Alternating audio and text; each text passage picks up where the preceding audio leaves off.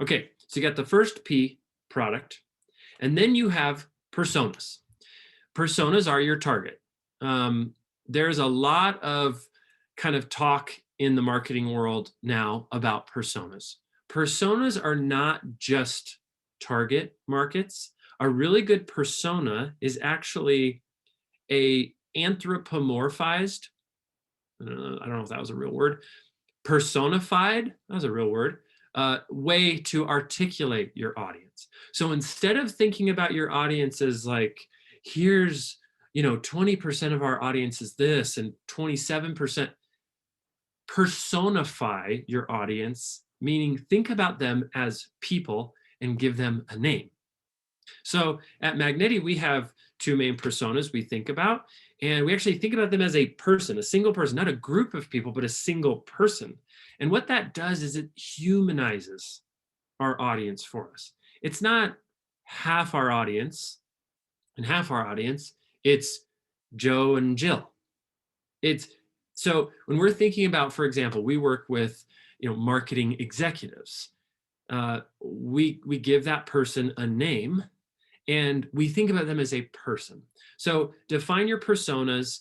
You think about their pain points. You think about the things that keeps them up at night.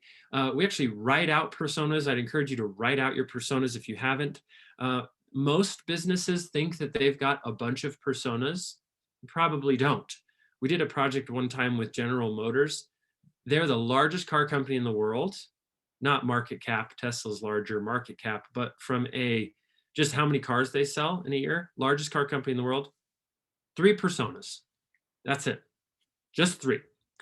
And they take it so seriously in their marketing department, they have actually taken 3 offices and decorated the offices as if that person works there. So for General Motors, one of the personas they have, I remember they named her Jill. Her name was Jill. She actually was the soccer mom persona, the persona that's most likely to buy minivans or large SUVs. In her office was like little kids artwork that was, kind of jankily drawn and taped up. And if they wanted to empathize or think about Jill, they would just go sit in her office. So personas are just a way to think about your target market, but simplify it, humanize it, and make it easier to empathize. So you've got a product, hopefully you know well, and then you start developing personas and you start empathizing with and building an obsession with who your personas are. So there's the first P and there's the second P, but there's something in between, and that's the 2 C's.